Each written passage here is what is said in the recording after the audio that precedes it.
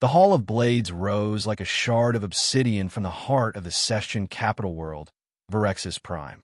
Its spires cut into the red-orange sky like the edges of war itself, a monument to order, precision, and generations of unbroken conquest. Within its mirrored chambers, no sound echoed louder than silence, not even the faint hum of energy conduits threading through the marble walls. Serex Thal stood at the edge of the council circle, his polished armor gleaming beneath the ceremonial skylight. He wore the angular crest of the Virek Ascendants on his shoulder, its crimson sigil marked by honor-born lineage. A third-generation tactical blood, bred for clarity of thought and perfection of form. Serex bore the bone-white skin and glacial expression that had come to symbolize the Cestien war ideal. But today, something was off. High strategos Korean, Serex intoned, bowing with a precision that left no margin of error. I answer your summons. The high strategos regarded him from a plinth elevated a full 3 meters above the floor. His expression was unreadable, as if carved from the same stone that shaped the collective's temples. Flanking him were 6 other elder tacticians, each adorned in flowing vestments embroidered with battle-glory glyphs. Ascendant Thal. Corian's voice rolled through the hall, low and toneless. You are to engage a trespassing force detected within Sector Jorth 7. Serex's brow furrowed ever so slightly. A breach of form, subtle but real. Jorth 7 is restricted airspace, abandoned since the Iridian pacification. Precisely why its violation warrants decisive correction. Another elder chimed in, Strategos Valarn, whose demeanor always smelled faintly of suspicion. No official code signature. No council-recognized declaration of intent. The intrusion was barbaric. Serex's mind worked quickly, threading through possibilities. Pirates? Displaced vassals? But none could breach that sector unnoticed. Vessel design? He asked. Unfamiliar. Angular construction. Emitting primitive quantum-fold wakes. Unstable. Chaotic, Corian replied. They arrived in disorder. No formation logic. No response to formal heraldry signals. They began scanning debris fields. One of our sentinels hailed them, was ignored. And then, Serex asked. Corian's gaze narrowed. They played music. That word fell like an unexpected shard of glass into the ordered basin of Cestien thought. Murmurs rippled through the council. Serex himself froze. Music, he repeated. An Earth origin signal, Valarn said with distaste. Rhythmic noise. Erratic tones. It blared from their comms as if to mock us. The word sent an unease crawling down Serex's spine. Earth, the rogue world on the outer spiral arm. Nominally pre-warp. Scarcely monitored. No known alliances. And yet, assign me a strike wing, Serex said calmly. I will cleanse the system. Do not confuse this for war, Corian said. This is not conquest. This is containment. Their presence is offensive. Their manner, grotesque. You will deploy in formation per Virek protocol. You will offer them the ritual warning. Should they not comply, extermination. I understand, Serex said, bowing again. Corian's eyes narrowed. Do you? This is no ordinary cleansing, Ascendant Thal. You are not simply to destroy them. You are to instruct them. Make the attack elegant, precise, measured. The weapon is also the lesson, Serex recited. Corian nodded. And war is not a storm. It is a symphony. By the time Serex boarded the command vessel Crucible Ascendant, the crew had already begun formation drills. 6 sleek, crescent-shaped warships flanked the flagship, each commanded by captains bred in the same gene batches as Serex himself. Their skin shone like polished pearl, their movements precise to the millisecond. To serve in a Virek Ascendant strike wing was not just duty, it was identity. In the central tactosphere, Serex reviewed the available data. The unknown vessels, Terran, though they didn't yet bear that name officially, had deployed a wide net of drone probes and were actively mapping the surrounding space. They seem oblivious to our presence, said Captain Lyra Solon, Serex's adjutant and peer from the same warclade. More likely undisciplined, Serex replied. Their arrival patterns were nonsensical. Their energy signatures are noisy and unpredictable.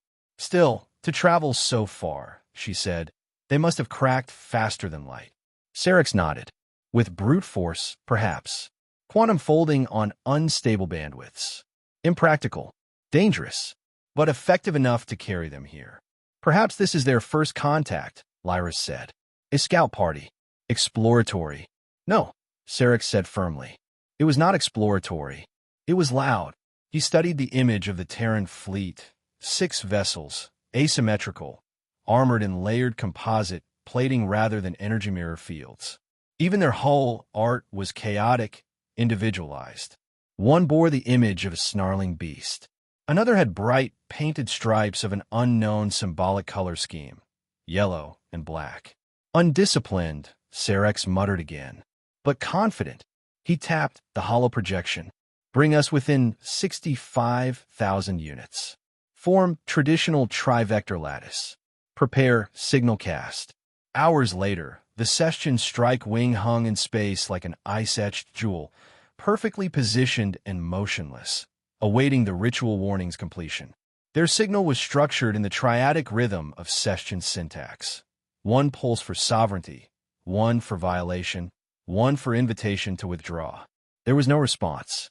Instead, the humans began to shift. The enemy fleet did not move as one. It swirled. It stuttered. Some ships rotated without apparent pattern, breaking formation like wind-blown leaves. It made no tactical sense. Then, without preamble, 1,000 lights blinked into being. Small, fast-moving objects launched from the Terran hulls. Missiles? Lyra asked. No propulsion signature, Sarex said. No centralized command signal. Autonomous drones. They struck not the ships, but space itself. Tiny clusters of reflective decoys spread across the field, flooding sensors with false returns. A moment later, a thunderous pulse of electromagnetic interference cascaded through the tactical network. Signal corruption, Lyra called out. Phase shifted now, Sarex ordered. But by the time their systems recalibrated, the Terran fleet had changed position entirely. They moved during the blackout, Lyra whispered. That wasn't just cover. That was planned chaos. No sooner had she spoken than a storm of railgun slugs screamed through the void. One Cestien corvette was torn in half, its remains drifting like a severed limb. Another was flanked and disabled by micro-drones that wormed into its venting system and triggered overloads. Ritual battle protocol has failed, one of the captains cried out. No, Sarex said, eyes wide with realization. We failed to understand them. This isn't war to them, it's play. He watched in awe as a holographic fleet flickered into being behind them, distracting half his formation into repositioning. It was a feint, but even the false signals moved erratically, mimicking real Terran formations. By the time Sarex issued a retreat command, 3 of his ships were debris, 2 were irreparably damaged, and his own command deck was spiraling through fire suppression. The battle was over in 9 minutes. The silence afterward felt heavier than any explosion. Back in the darkness of the medical bay, Sarex lay in quiet recovery. His right arm had been burned down to exposed muscle. His ribs cracked from the impact when Crucible Ascendant stabilizers failed. But none of it hurt as much as the thought that circled in his mind, refusing to settle. Not the defeat, not the pain, the question. Were they? He looked up at the ceiling of the sterile chamber. For the first time in his genetically optimized life, he felt doubt, and that frightened him more than death ever could. The system hung in space like a half-finished sentence, drifting asteroids, forgotten satellites, and the bleached skeletons of abandoned Cestien mining stations. Long since decommissioned after the Iridian pacification, Jorith 7 was considered a dead zone, its resources picked clean, its tactical value void. But now it teemed with life. Unfamiliar, erratic loud life. From the bridge of the Crucible Ascendant, Sarex Thal observed the Terran fleet through a lens of disciplined curiosity. They were unlike any enemy he had ever prepared for. Their ships moved like beasts without reins, veering off course, adjusting vectors mid-burn, bleeding heat signatures across the spectrum like they didn't care who saw. Estimated response window, he asked. Lyra Solon, standing beside him, narrowed her eyes at the flickering data feed. They haven't acknowledged our warnings. Our signal is being jammed or ignored. Sarex gave a slow nod. That wasn't part of the ritual. It was unheard of. He toggled the formation screen. His six-vessel wing was arranged in perfect trivector symmetry, forming the Cestien crescent, an iconic posture of graceful threat. They were poetry in motion. The Terrans, on the other hand, looked like a bar fight. Visual broadcast. Let them see who speaks, Sarex said. A moment later, his image was projected across open comm frequencies. The pale, expressionless visage of a Virek Ascendant, armor gleaming with the glyphs of a dozen campaigns. You have entered protected space under the dominion of the Cestien Collective, he said, voice cold and measured. This system is not yours. Withdraw immediately or face ceremonial enforcement. No reply. Instead, one of the Terran ships rotated purposefully with what could only be described as swagger and blared something across the signal band.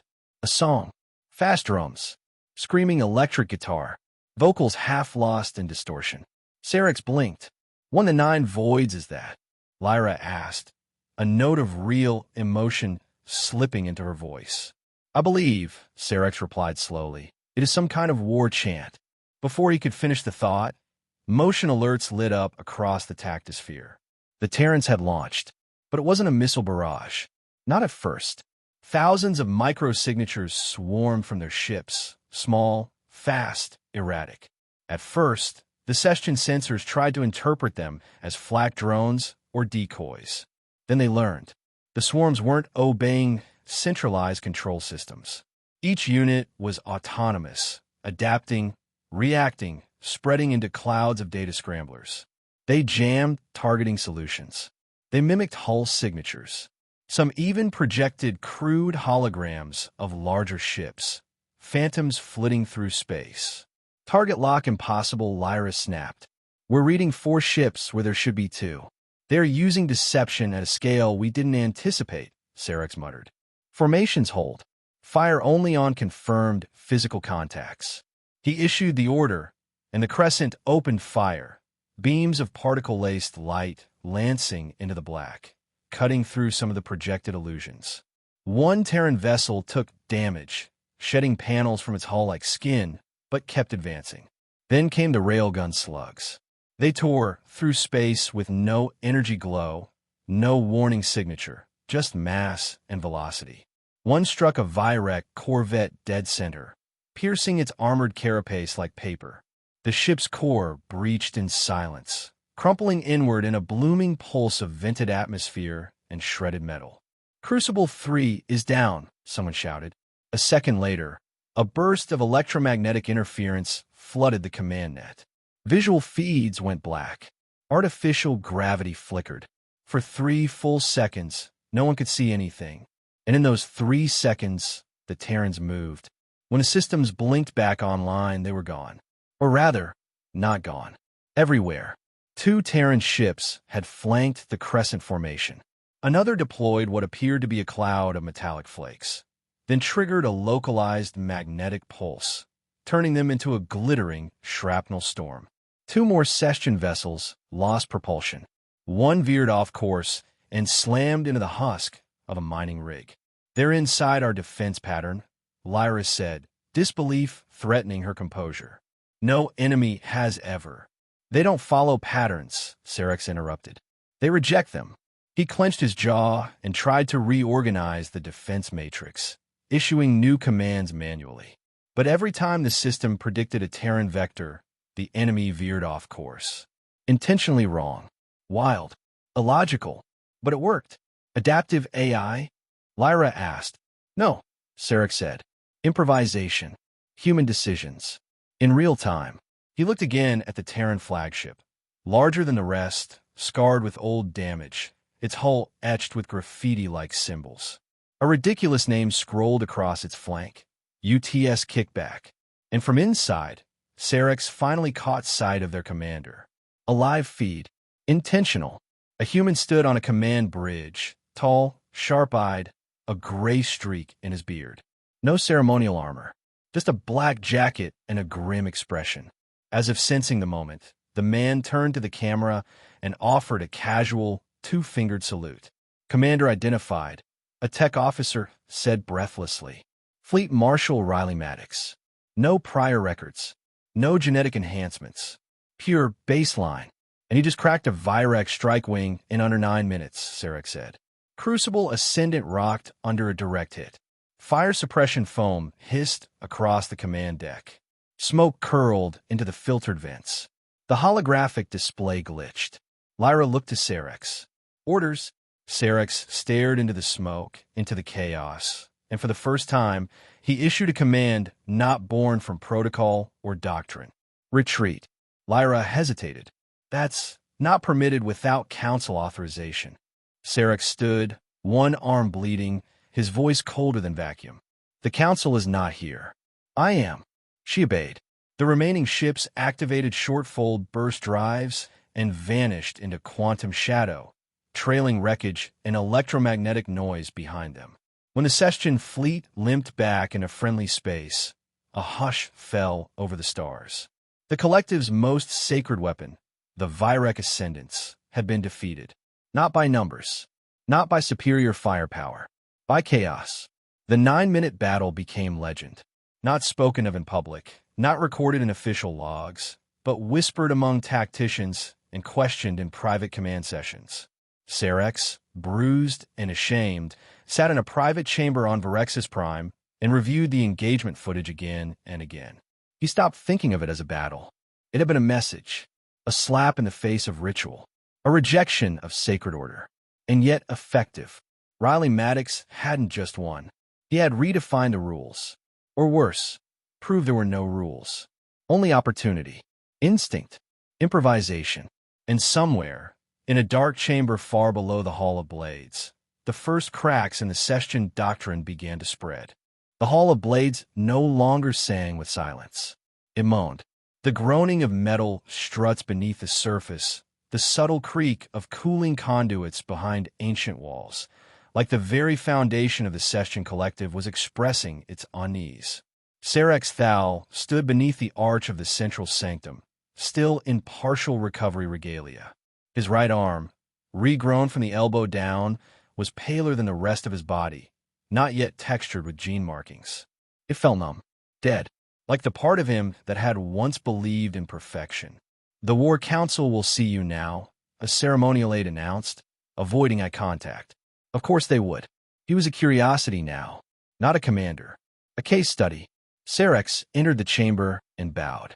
Not as deeply as he once might have. The gesture felt hollow. The High War Council sat in their crescent arrangement atop elevated daises, gazes like blades, expressions sharpened with centuries of unchecked dominance. Strategos Corian presided in the center, his aging form still draped in robes marked with victories carved into his family's genetic history. Beside him sat Valarn, lean, hawk-faced, his eyes predatory. And further down the line, the only one who did not wear disdain openly, Vos Carol. Ascendant Thal, Corian began, voice as smooth as ever. You return to us bearing scars. And failure. I return bearing knowledge, Sarex said. I request permission to present my debrief personally. A few murmurs passed between the council members. It was uncommon. Not improper, but certainly not preferred. Debriefs were for scribes, not the disgraced. Proceed, Corian said with a dismissive wave. The chamber darkened as Sarex activated the holosphere. Footage from the engagement shimmered to life. The Terran fleet arriving in disarray, their ships marked by unpredictable movement. The council watched in silence as Cestien precision collapsed into chaos. And when the recording showed Maddox's face, flickering through interference, some counselors leaned forward unconsciously. Baseline, Sarex said. No enhancements. Not gene-coded. Not tactician-born. He leads by instinct. And yet, he routed a Virek strike wing in minutes. Corian's voice was ice. Because you allowed him to, you failed to apply doctrine. No, Sarex said. louder than he meant to. I applied doctrine perfectly, and that's why we lost. The silence that followed was dangerous. Corian rose slowly, a quiet fury radiating from his every movement. The very idea that doctrine is at fault borders on heresy. Then consider me a heretic, Serex said, staring at them now. All of them. Because I witnessed something that changed me. Something that should change us. Valarin's voice sliced in. You dare suggest a primitive species, barely FTL capable, is superior in warfare to us? No, Serex said, but they are different, and difference is what our doctrine cannot account for. We've spent millennia perfecting a closed system, but war is not closed anymore. It's open, dynamic. Corian sat slowly, eyes narrowing. You wish to abandon the foundation of our empire? Because of one anomaly? It wasn't an anomaly. Another voice spoke quietly from the side. Voss Carroll. All heads turned. The elder tactician stood, slowly, deliberately, and activated a second holosphere. It displayed data not from Serex's engagement, but from fringe systems, minor skirmishes, pirate encounters, proxy conflicts. The Terrans are not alone, Voss said. Other species are beginning to mimic them.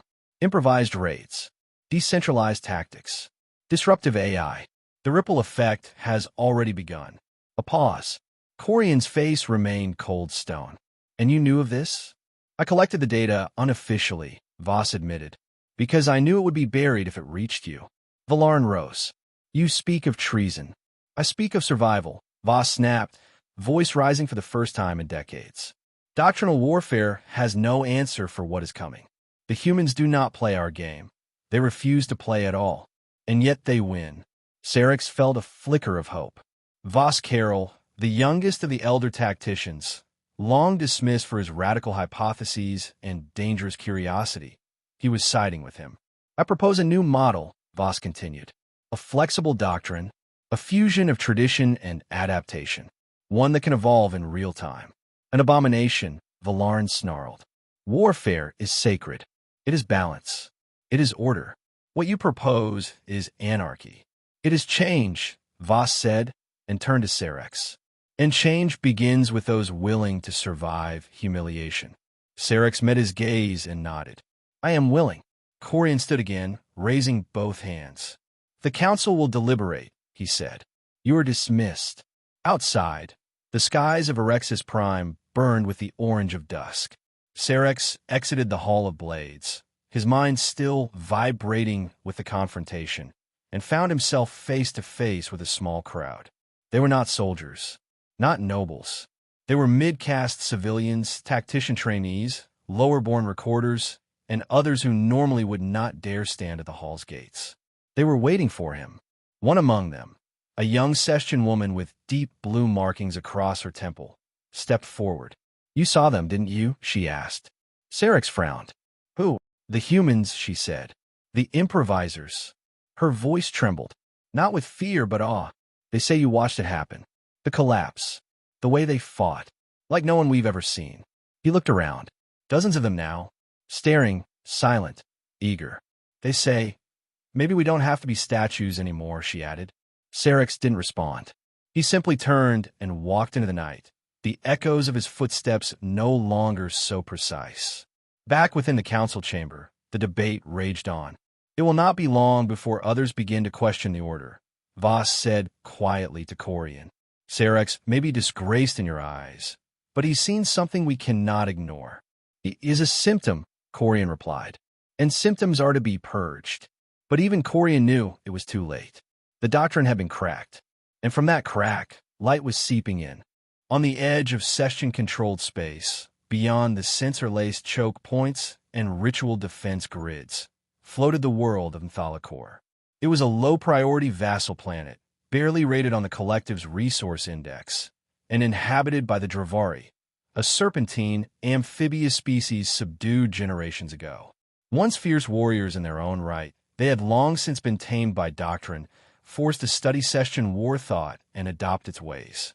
Their young were raised to recite battle scripture.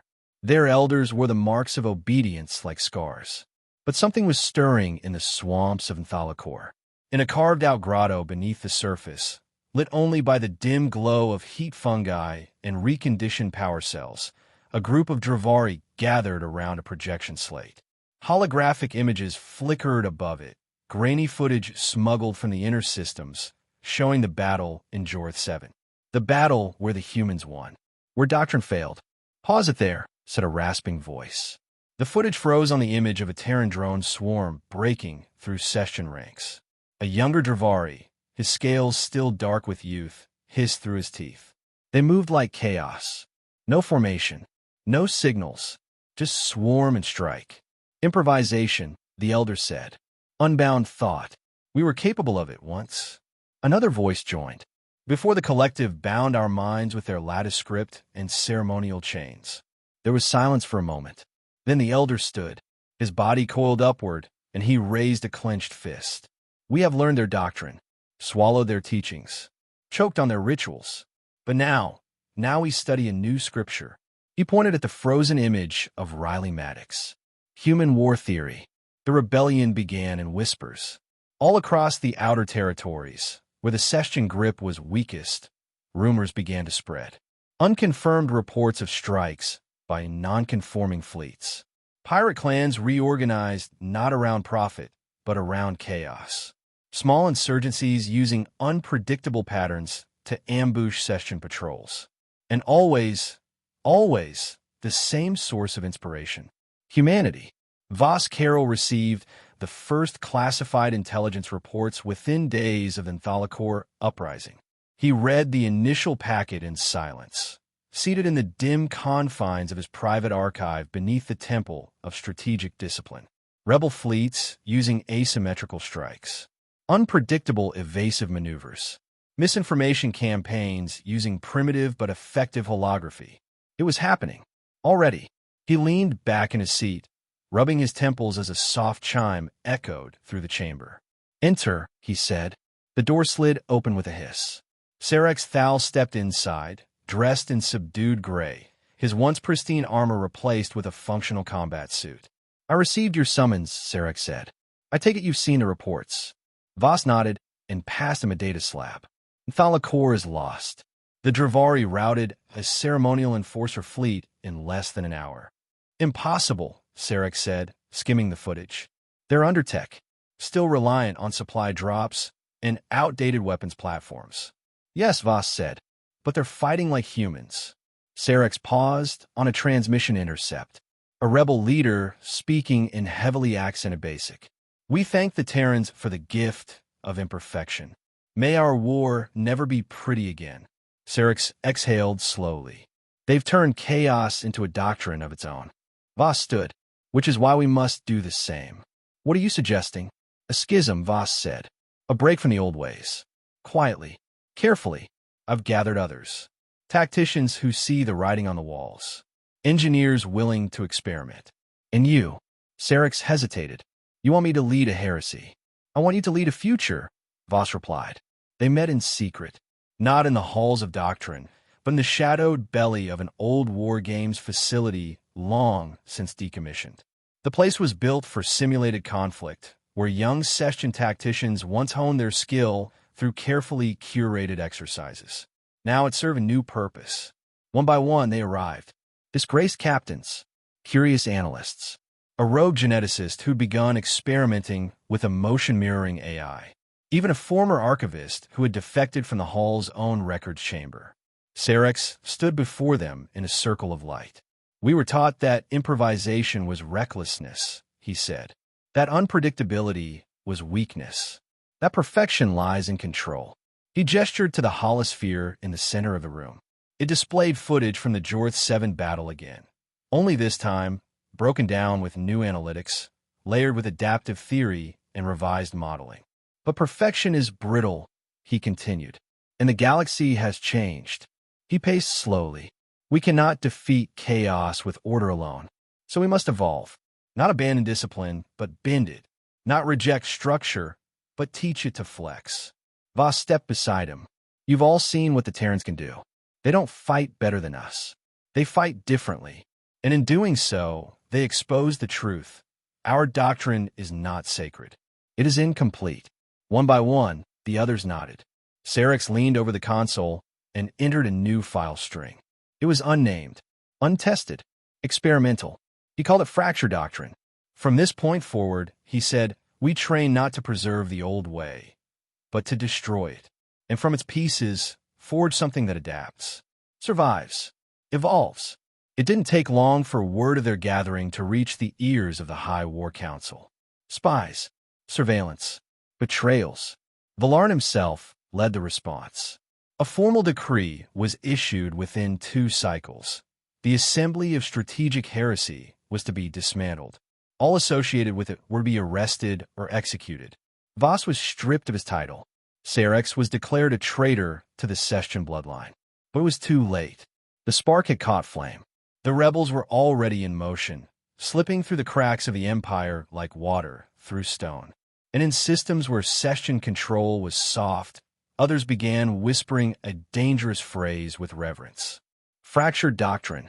On a distant moon, in the ruins of a forgotten temple, a Terran drone broadcast a simple message on an open frequency. Not encrypted, not disguised, just a voice, calm, amused, unmistakably human. It was Fleet Marshal Maddox. To any out there still playing by old rules, your board is burning. Time to learn a new game. The underground War Games facility had transformed. Gone were the clean corridors and ceremonial training grids of traditional Cestien simulations. In their place, wires dangling from open panels, makeshift platforms forged from salvaged shuttle plating, portable reactors humming from human-imported fusion cores. The air carried the metallic tang of sweat, ozone, and burning data nodes. Cerex Thal stood in the center of it all, surrounded by flickering hollow tables and multi-species strategists, each speaking in clipped tones and interrupted bursts of improvisation. They weren't reenacting past battles anymore. They were inventing new ones. Pull back the decoy units and route command to the pulse net, Cerex ordered. Use 3 divergent threat signals, non-synchronous timing. Force the opponent's logic net to overcorrect. Done, said a Ferlikian insurgent, his voice low and guttural. Simulated target systems misfiring. AI confusion achieved. Battle state collapse in 16 seconds. Cheers rose from the floor. In the observation deck above, Voss Carroll watched it all unfold with a quiet satisfaction that bordered on disbelief. They were doing it. They were creating something entirely new. It had begun with a simple idea. Blend the precision of Cestien warfare with the creativity of human improvisation. Cerex had called it tactical fusion, but the others had adopted a name that felt more honest. Fracture Doctrine. It rejected central authority, replacing it with distributed strategic cells. It trained soldiers to disobey orders when logic failed and taught AI to recognize emotion as a battlefield variable. It encouraged unpredictability, misdirection, and strategic chaos. It was radical. It was dangerous. And it was working. Each simulation they ran showed results no Cestien strategist could have predicted. Against traditional fleets, fracture units achieved victory 84% of the time. Not always cleanly, not without cost, but victory born of disruption, adaptability, and emotional aggression. It was warfare with no symmetry, and that made it nearly impossible to counter. The council called them heretics, and the heretics responded by growing. All across the collective, more and more outliers found their way to Cerex's shadow movement. Dissatisfied tacticians, independent thinkers, even a few Cestien AI nodes that had gone rogue after exposure to Terran software patterns. One AI, designation Cantor, 9, became a key architect in adaptive modeling. Its insights, laced with sarcasm and unpredictably timed quotes from human philosophy texts, made it wildly unpopular with doctrinal purists. Cerex loved it. At one point, Cantor's data mirroring subroutines developed a simulation based on Fleet Marshal Maddox's battle patterns. It was so accurate that during a test, a simulated Cestien fleet surrendered before engagement, purely out of calculated futility. That's not possible, Voss had said. It is, Cantor replied, because the model includes fear. Still, not all was progress. Within weeks of Fracture Doctrine's codification, word of an impending council crackdown reached them. A deep strike, one designed not to capture, but to annihilate. They're afraid, Voss said. We've become a contagion to them. Then we act like one, Sarek said. And so they did. They turned the facility into a trap. When the Council's fleet dropped from Quantum Fold into orbit, expecting an unguarded facility and a demoralized rebel cell, they were met with a war zone stitched together from madness and code. The Fracture fleet launched without formation, each ship on a different vector, moving in patterns that seemed suicidal until they weren't. Command signals jammed. Sensor echoes flooded the enemy. AI-driven interference replicated human pilot behavior with unsettling accuracy. Decoy fleets appeared from nowhere. Some ships exploded deliberately just to scatter nanite clouds into enemy hangars. The Council ships, bred on centuries of perfect war, began to crack in real time. Sarex led from the front, his personal ship dancing across enemy targeting fields like lightning given purpose. The enemy commander, a traditionalist named Haleth Vyre, attempted to retreat, only to find the exit path blocked by a field of cloaked mines disguised as drifting debris. The battle lasted 11 minutes. The Council's ships burned. Fracture Doctrine had its first real-world victory. After the battle, Sarek stood on a cliff above the blackened valley where one of the enemy ships had crashed. He wore no armor, only a plain tunic, stained with soot. Beside him, Voss watched the sunrise cast long shadows over the cratered land. It won't be the last, Voss said. They'll send more. I know, Sarek replied. But every battle spreads the doctrine. They won't accept this quietly, Voss said. There are those who would rather see the collective fall than see it evolve. Then let it fall, Sarek said. Voss looked at him, surprised. We were raised to believe evolution was about perfecting what exists, Sarek continued. But that's not what it is. It's about breaking what can adapt and building its place. The wind howled over the valley. Sarek turned toward the horizon. From the fracture, he whispered, we forge what comes next. Somewhere, far beyond Cestien space, aboard the UTS Endeavor, Fleet Marshal Riley Maddox stood before a star map. Red lines blinked as conflict zones, yellow ones as containment. But the new marks, flashing blue points across the map, those were different. Fracture pockets, said his adjutant, a woman named Aleia. Latest reports say they've adopted Terran tactics almost completely. That's Sarek's guy. He's got them studying our war logs like scripture. Maddox didn't smile. He never did. But his eyes lit with that strange glint, the one that meant he was calculating the next 3 moves before anyone else knew there was even a game. Didn't think they'd catch on that fast, he said. Hell, we were still making it up as we went. Should we respond? Not yet. Aleia frowned. They're winning. Maddox turned from a screen. Let them. Why? Because the real war, he pointed to his temple, is in here. They're thinking like us now. That means they'll start arguing like us. Dividing. Creating factions. Divide and conquer. Maddox's smile was thin and razor-sharp. No, he said. Divide and teach. Then, when the dust settles, we won't need to fight them. Aleia stared at the map. Blue lights were spreading. Everywhere. The war had stopped following schedules. Gone were the elegant declarations and ritual timelines once sacred to the Cestien Collective. Battles now began without preamble. Fleets appeared without heraldry. Skirmishes erupted where doctrine once forbade conflict. The Rift Wars, as they came to be known, had no clear front, no center, only fractures. On the ruined moon of Kessel Prime, a war council met under the open stars. Sarex Thal stood at its head, not as a lord or a high strategist, but as a peer among equals. Around him sat the leaders of the fracture movement, exiled tacticians, rebel Cestien captains, and representatives of once subjugated species now fighting for a future they'd never dared imagine. And beside them, for the first time, stood humanity. Fleet Marshal Riley Maddox entered the open dome without ceremony. No honor guard, no anthem, just the steady rhythm of his boots on steel plating. He stopped a few paces from Sarex and nodded once. The silence that followed stretched long. Then Maddox cracked a smirk. "You've made a mess," he said. Sarex nodded.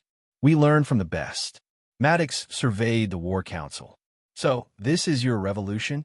"No," Sarex replied. "This is the galaxy's. We just lit the match."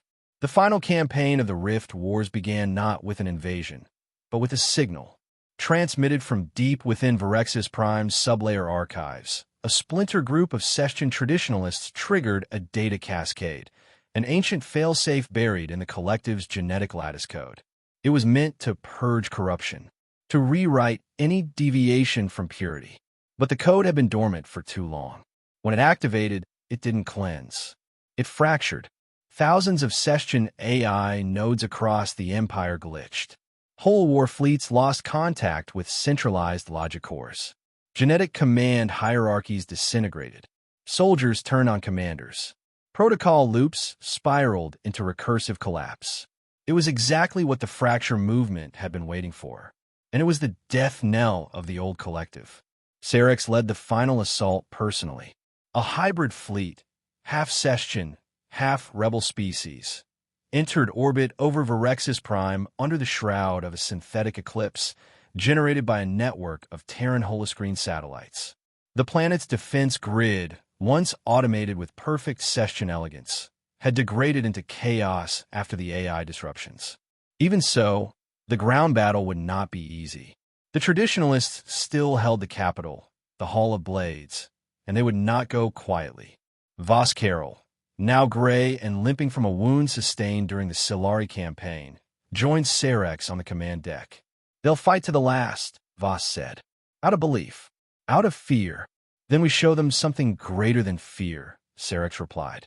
"Hope." The assault was brutal. Every corridor of the Hall of Blades was turned into a shrine of resistance. The traditionalists had programmed the walls themselves to fight. Defense turrets hidden behind war murals, statues that deployed drones from hollowed eyes, even ancestral AI avatars designed to mock and demoralize intruders. But the fracture units moved with unpredictability. They split squads, used nonlinear breach tactics, fed false data to the AI, and, most importantly, refused to follow a single command channel. Sarex led a wedge team into the central chamber. The air was heavy with burning plasma and ancestral incense. Statues of past strategists watched from alcoves with cracked eyes. And at the far end stood Corian, robed in full ceremonial regalia, a particle scythe clutched in both hands. He did not move as Sarex approached. "You have become what we feared," Corian said. "A child of chaos." "No," Sarex replied. "A child of choice. You betrayed everything we are." "No, I evolved." For a moment, silence again. Then Corian lunged. The battle was not long. The old strategist was still precise, but Sarex was unpredictable. He feinted at odd angles, struck with emotional timing, and used the environment itself as a weapon. It was not a duel of form. It was a conversation of philosophies shouted through violence. Sarex won. Corian fell to his knees, scythe clattering to the floor. "Do you believe you've won?" he rasped. "No," Sarex said, lowering him gently. "We've begun. Outside, Virexis burned, not in destruction, but in transformation. Holograms of old doctrines dissolved into open comms broadcasts. Statues crumbled as newly freed citizens reprogrammed architectural AI to teach fractured doctrine instead of bloodline history. Cestien children watched human vids on tactical improvisation. Rebel AIs sang songs of rebellion written in code borrowed from both species. The galaxy was learning to breathe again. Weeks later, in the deep orbit above what remained of Virex's Prime, a new station blinked into life. It had no banners, no single flag. It was neutral ground, open to all, rebuilt using a combination of Cestien precision and Terran chaos architecture. It was named the Rift Accord. There, Fleet Marshal Maddox and Sarex Thal met one last time. No formal treaty, no paperwork, just two war leaders standing at a viewport, watching ships of 100 species dock in peace. "You know they'll come back," Maddox said. "The old ways. Somewhere. Sometime. Order always tries to crawl back." Sarex nodded. "Then we'll fracture it again.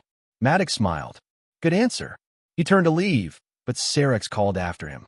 Why did you send that signal to the Dravari? The music. You knew they were watching. Maddox shrugged. Didn't send it for them. Then who?